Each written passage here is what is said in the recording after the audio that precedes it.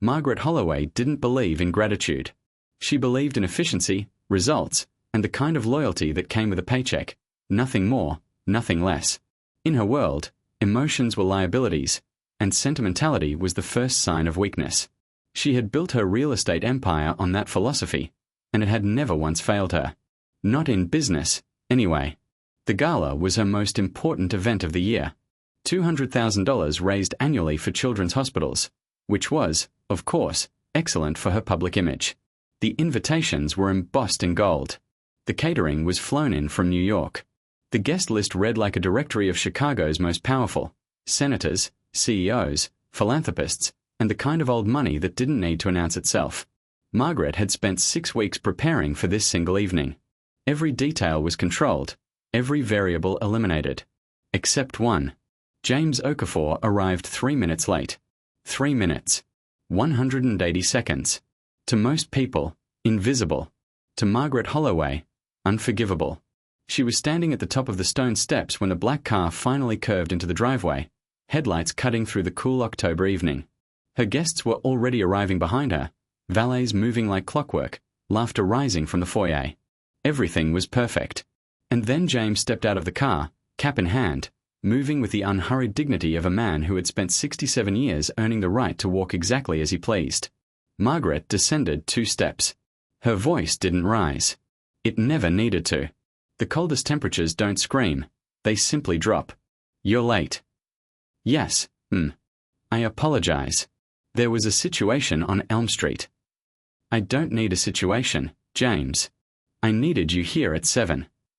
She glanced back at her guests, several of whom had paused near the entrance, drinks already in hand, watching with the casual curiosity of people who had nothing to lose by watching. That audience, small as it was, made something shift in Margaret. A performance opportunity she didn't consciously recognize as one. She turned back to James and let the words come out clearly, deliberately, the way she spoke in boardrooms when she wanted everyone to remember exactly what she said. You're slow. You're old. And frankly, you've become an embarrassment to this household. She tilted her head slightly, the way she did when she was making a point she considered final. I keep you out of loyalty to your years of service, James, but loyalty has limits. Tonight of all nights, I needed reliability. And once again, you've reminded me why I should have replaced you 2 years ago. A small, uncomfortable laugh moved through the guests nearest the steps. Not because it was funny. Because they didn't know what else to do. James stood completely still. He didn't flinch, didn't redden, didn't let his jaw tighten in the way that would have told her she'd landed the blow she was aiming for. He simply looked at her with those steady, deep-set eyes, the eyes of a man who had driven her to hospitals at midnight, sat outside courtrooms during her divorce proceedings, picked up her son from school every single Friday for 4 years without a single complaint, and he nodded once. I understand, He folded his cap in his hands. He walked back to the car. And Margaret Holloway turned back to her guests with a composed smile, smoothed the front of her gown, and said, help is genuinely so difficult to find these days, which earned the polite, relieved laughter of people grateful that the discomfort had been resolved with a punchline. Nobody asked what the situation on Elm Street had been. She didn't ask. The guests didn't ask. And James, because he was James, didn't tell. What he didn't say, what was sitting in his chest the entire time she was speaking, the entire time the laughter moved through the crowd, was that 22 minutes earlier, on the corner of Elm and Briarwood, he had seen a bicycle lying on its side in the road. A car had clipped it. The rider was on the ground, half in the street, unresponsive. A small crowd had gathered, phones raised, hesitating in that particular modern paralysis where everyone assumes someone else has already called for help. James had pulled over immediately. He didn't think about the gala. He didn't think about the time. He knelt on the cold asphalt beside the boy, checked his breathing, turned him carefully to his side, and pressed his own folded jacket against the gash on the child's head where the blood was coming steadily and dark. He had spoken to the boy quietly, calmly, the way he spoke to everyone, without panic, without performance, while a bystander finally called 911. He had stayed until the paramedics arrived, given them what information he could, and then gotten back into the car. He had been 3 minutes late. The boy on the ground had been wearing a navy school jacket with a small embroidered crest on the chest pocket. James recognized the crest. He had seen it every Friday afternoon for 4 years, waiting outside the gates of St. Andrew's Preparatory on North Lakeview. He knew whose son it was. He had known it standing on those steps while Margaret spoke. He had known it while she called him slow and old and an embarrassment. He had known it while the laughter moved through the guests like a small, careless wave. He had stood there with that knowledge inside him, heavy, certain, already pointing toward a future Margaret couldn't yet see, and he had said nothing. Not because he was afraid. Not because he lacked the words. James Okafor had never once in his life been short of the right words. He had simply learned, across 67 years of watching people, that the truth has its own timing. That some moments are not the right container for what needs to be said. That a woman surrounded by her guests, in the armor of her best gown, at the peak of her most important evening, is not a woman who can receive the kind of news that turns a person's world completely over.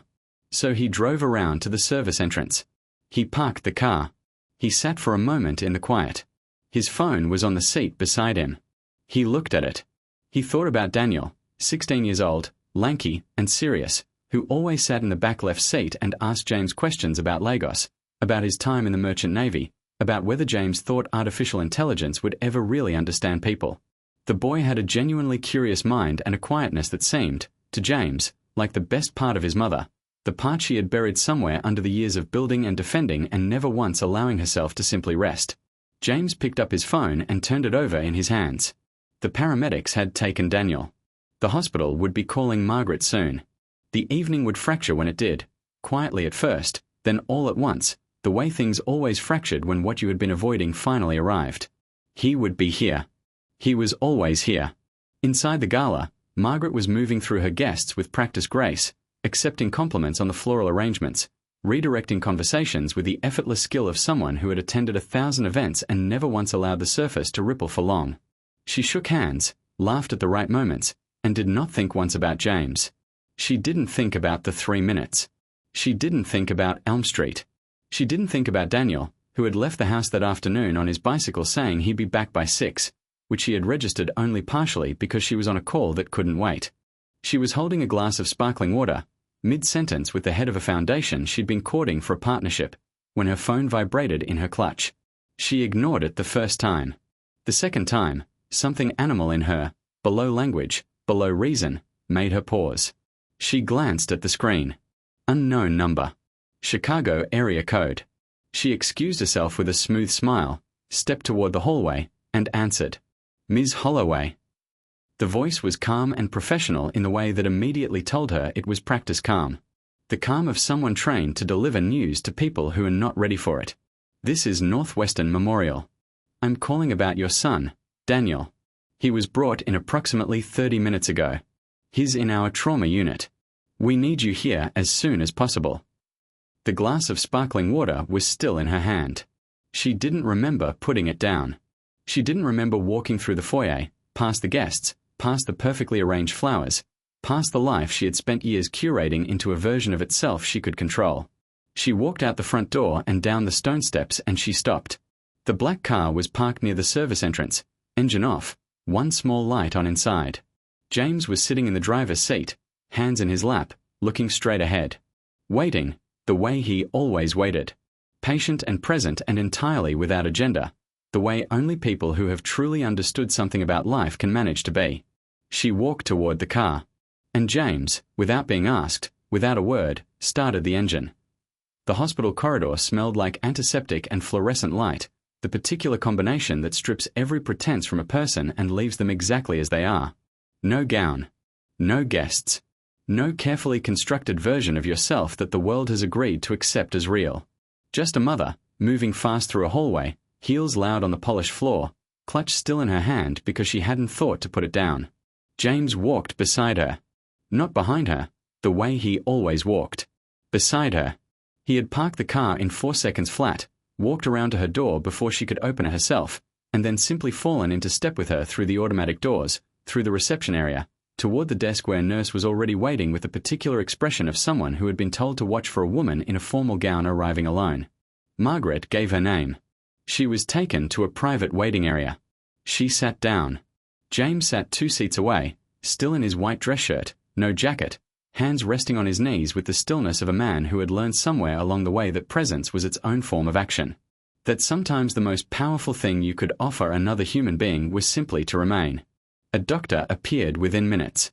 Young, precise, with the careful vocabulary of someone choosing every word like it was load-bearing. Severe head trauma from the fall. No internal bleeding, which was the first piece of luck. Unconscious on arrival but responsive now to stimulation, which was the second. They were running further imaging. It would be several hours before they had a complete picture. She should prepare for a range of outcomes, all of which he outlined with clinical compassion, and none of which Margaret fully heard because her mind had stopped processing language somewhere around the words head trauma and was simply repeating Daniel's name in the quiet room behind her eyes. She nodded at the appropriate moments. She thanked the doctor. She watched him walk away. Then she sat very still and stared at the floor. "He's strong," James said quietly. Not as reassurance. Not as the kind of thing people say to fill silence. He said it the way a person states something they have directly observed. That boy has more in him than people give him credit for. Margaret didn't answer for a long moment. "You knew," she finally said.